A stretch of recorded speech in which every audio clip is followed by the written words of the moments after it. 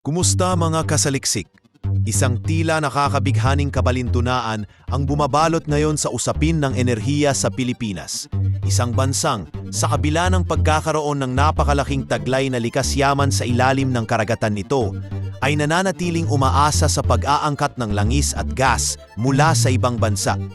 Ayon sa pinagsamang ulat ng US Geological Survey at ng Ministry of Geology ng China, inatayang may higit sa 26 na trilyong dolyar ang kabuuang halaga ng oil reserves na nakabaon sa mga katubigan ng Pilipinas. Karamihan sa mga ito ay matatagpuan sa Reed Bank at Mischief Reef sa Spratly Islands, gayon din sa Celebes Sea, mga lugar na unti-unti nang lumalantad bilang potensyal na game changer para sa buong bansa. Kung ihahambing sa mga bansang itinuturing ng mga higante sa industriya ng langis tulad ng Kuwait, na may tinatayang 13 bilyong bariles ng langis, maaaring mas malaki pa ang posibleng kayamanan ng Pilipinas. Ngunit sa kabila ng ganitong pambihirang potensyal, ang bansa ay nananatiling pinakamahina sa larangan ng oil production sa buong rehiyon ng ASEAN 6. Ayon sa datos, ang Pilipinas ay kasalukuyang nakakapag-produce lamang ng 9,650 bariles kada araw. Isang maliit na bahagi kung ikukumpara sa napakalaking konsumo nito na umaabot sa 429,000 bariles kada araw. Dahil dito, ang bansa ang nangungunang oil importer sa buong Southeast Asia. Nakakalungkot, ngunit kapansing-pansing hindi ito usapin ng kakulangan sa resources, kundi isang malalim na kombinasyon ng kakulangan sa investment, teknolohiya at higit sa lahat, political will. Isa sa mga proyektong muling binibigyang pansin ngayon ay ang Cadlaw Oil Field na matatagpuan sa paligid ng Palawan. Matagal na itong hindi aktibo mula pa noong dekada 90, ngunit muling binuhay ng gobyerno ang interes dito matapos mapag-alaman na may taglay itong 6,200,000 bariles ng recoverable oil. Bagamat maliit ito kung ikukumpara sa kabuuang reserbang nasa dagat, nagsisilbi itong malinaw na senyales na unti-unting gumigising ang bansa sa napakalaking potensyal nitong enerhiya. Sa kabilang banda, patuloy namang umaalingaw-ngaw ang babala ng krisis na dulot ng nalalapit na pagkaubos ng natural gas sa Malampaya Gas Field. Ang Malampaya, na matatagpuan humigit kumulang 50 kilometro sa kanlurang baybayin ng Palawan, ay nagsilbing pangunahing pinagkukunan ng natural gas ng bansa sa loob ng mahigit 2 dekada. Simula nang ito'y mag-operate, nakapaghatid na ito ng tinatayang 1 trilyong 900 bilyong standard cubic feet ng natural gas at 75 milyong bariles ng natural gas liquids. Sa pamamagitan nito, naipag-supply ang enerhiya para sa 5 pangunahing planta sa Luzon na may kabuuang kapasidad na 3,200 megawatt, isang haligi ng pambansang power grid. Ngunit sa taong 2027, inaasahang tuluyang mauubos ang yaman ng Malampaya, kaya't kinakailangang mapabilis ang paghahanap at pagpapaunlad ng mga bagong pinagkukunan ng enerhiya. Sa kabila ng mga pagsisikap, nananatiling mabagal ang kilos ng bansa sa larangan ng enerhiya at hindi ito walang dahilan. Isa sa mga pinakamabigat na hadlang ay ang patuloy na geopolitical tension sa rehiyon ng South China Sea na nagsisilbing flashpoint ng mga lumalalang territorial dispute sa pagitan ng iba't ibang bansa gaya ng China, Vietnam, Malaysia, Brunei, Taiwan at mismong Pilipina. Dahil sa lawak at kahalagahan ng mga reserbang matatagpuan sa lugar na ito, hindi maiwasang maging arena ito ng mga interes, puwersa at panggigipit ng mga dayuhang kapangyarihan. Sa mata ng mga investors, ang ganitong uri ng political instability ay isang malaking red flag na nag-uudyok sa kanila na i-pause o tuluyang ihinto ang kanilang mga proyekto. Sa ganitong sitwasyon, tila barisang higanteng natutulog ang Pilipinas, nakahimlay sa ibabaw ng isang kayamanang kayang baguhin ang takbo ng kasaysayan nito. Ngunit nananatiling hindi makagalaw dahil sa takot, kakulangan sa direksyong politikal at kawalan ng matatag na suporta sa industriya. Ngunit may mga pahiwatig na maaaring magbago na ang ihip ng hangin. Sa muling pagbubukas ng mga lumang oil field, sa pagsasaayos ng mga regulasyon, at sa muling pagtutok ng gobyerno sa energy security, maaaring simula na ito ng isang bagong kabanata. Isang pagkakataong iangat ang sarili mula sa pagiging importer tungo sa pagiging energy independent na bansa. Ngunit kailangang kumilos bago pa tuluyang magsara ang bintana ng oportunidad.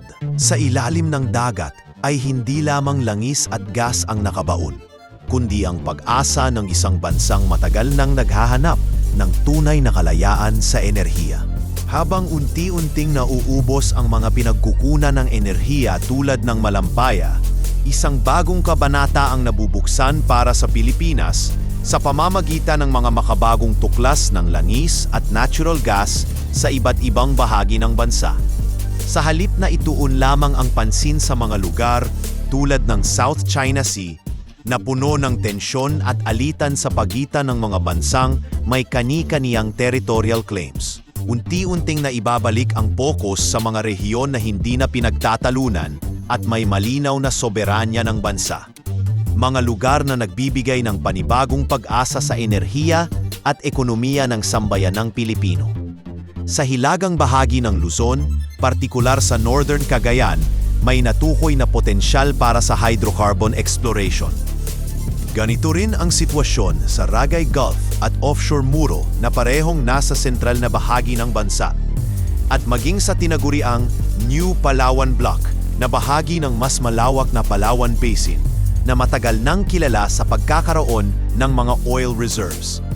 Idagdag pa rito ang Northern Cebu at Cotabato Basin na parehong nagpapakita ng mga senyales ng malaking posibilidad para sa natural gas at langis. Ang pag-eksplorasyon sa mga lugar na ito ay hindi lamang simbolo ng muling pagkabuhay ng interes sa lokal na enerhiya, kundi isa ring tugon sa napipintong pangangailangan ng bansa na palawakin ang sarili nitong fuel supply bago pa tuluyang maubos ang mga kasalukuyang pinagkukunan.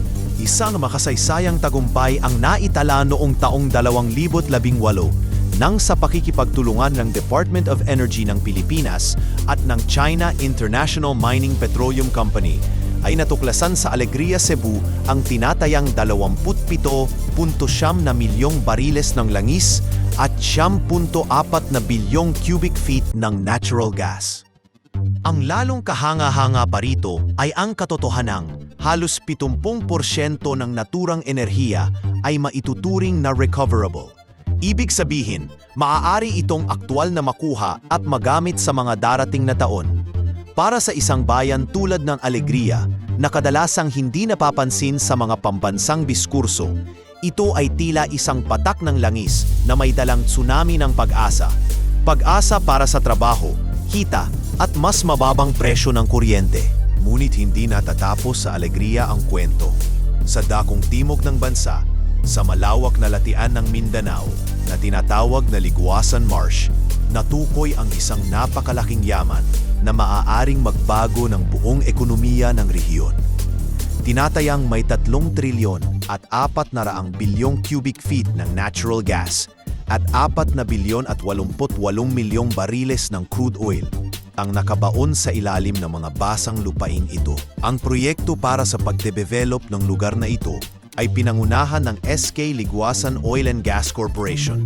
Isang hakbang na hindi lamang naglalayong gamitin ang likas yaman, kundi upang maitaguyod ang kaunlaran sa isang rehiyong matagal nang naiwan sa likod ng pambansang pag-unlad. Kung magiging matagumpay, ang Liguasan ay maaaring magsilbing Mindanao's Malampaya, isang sentro ng enerhiya na tutugon sa pangangailangan ng Timog Pilipinas habang nagdadala ng trabaho at infrastruktura sa mga lalawigang matagal nang nasalanta ng kaguluhan at kahirapan. Habang sa silangang bahagi naman ng bansa, isang mas misteryoso ngunit kapanapanabik na tuklas ang lumitaw mula sa Benham Rice. Kilala rin ngayon bilang Philippine Rice, bagamat inaasahan noon na makakatagpo ng langis sa bahaging ito ng karagatan, ang nahanap ay isang bagay na mas kakaiba at posibleng mas makapangyarihan. Gas hydrates o tinatawag ding fire ice. Ito ay isang frozen form ng methane na nananatiling solid lamang sa napakatinding presyon at lamig sa ilalim ng dagat. Tinatayang kung maaayos na ma-extract ng ligtas at epektibo ang ganitong uri ng enerhiya, maaaring mas malaki pa ang maibibigay nitong supply ng enerhiya kumpara sa pinagsama-samang reserba ng langis, natural gas at coal sa buong mundo. Ang Benham Rice sa ganitong konteksto ay hindi lamang isang geological curiosity kundi isang potensyal na future fuel bank ng bansa, lalo na kung makakasabay ang Pilipinas sa global race ng teknolohiya para sa extraction ng gas hydrates. Ang lahat ng mga lugar na nabanggit, mula sa Northern Luzon hanggang Mindanao, mula Alegria hanggang Benham Rice, ay may isang napakahalagang pagkakapareho. Sila ay nasa loob ng tinatawag na undisputed territories ng Pilipinas. Hindi ito gaya ng Spratlys o South China Sea na may mga banyagang puwersang nakikialam o sumasagasa sa karapatan ng bansa. Dahil dito, ang pagpapaunlad sa mga lugar na ito ay hindi lamang legal, kundi mas ligtas, mas tiyak, at mas bukas sa mga mamumuhunan. Sa kontekstong ito, nagkakaroon ng malinaw na direksyon ng Pilipinas patungo sa isang hinaharap na hindi na lamang umaasa sa dayuhang supply, kundi isang bansang may kontrol sa sarili nitong enerhiya, isang ekonomiyang may sariling lakas, at mamamayang hindi na kailangan pang mangamba sa kada pagtaas ng presyo ng langis sa pandaigdigang merkado. Sa huli, ang mga bagong tuklas na ito ay hindi lang basta taglay ng kalikasan, kundi mga paalala ng posibilidad. Posibilidad na sa kabila ng mga taon ng pagkaantala, kapabayaan at takot, ay nariyan pa rin ang pagkakataon para sa pagbabago. Hindi lang ito kwento ng enerhiya.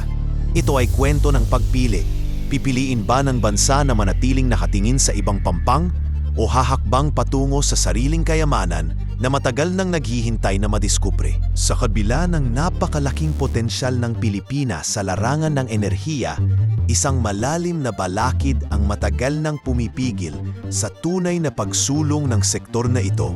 Ang takot sa geopolitical conflict, partikular na sa rehiyon ng South China Sea, kung saan ang mga overlapping claims ng malalakas na bansa tulad ng China, Vietnam, Malaysia, Taiwan, Brunei at mismong Pilipinas ay lumikha ng isang matinding tensyon na tila walang katiyakan ang resolusyon. Hindi maikakaila na ang South China Sea na puno ng mga reef, shoal at malalalim na karagatan ay hindi lamang mahalaga sa aspeto ng maritime trade, kundi higit pa rito ay isang reserba ng napakalaking halaga ng langis at natural gas.